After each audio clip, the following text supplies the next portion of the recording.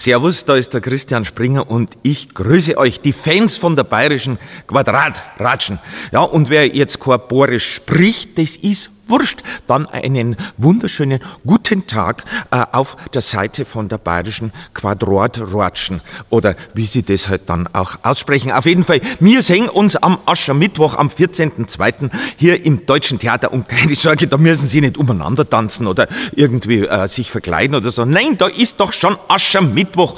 Und was zum Essen gibt es auch und vor allen Dingen natürlich Kabarett. Weil am Vormittag ist der Aschermittwoch, der Politiker, und dann komme ich und dann werden die Leviten gelesen. Und wenn Sie sagen, naja, aber dem Christian Springer sein Programm, das kenne ich doch schon. Nein, das kennen Sie nicht, weil ich ganz aktuell auf diesen politischen Aschermittwoch eingehen werde und auch aus meinem neuen Buch vorlesen werde. Also, Entschuldigung, Sie müssen kommen. Servus.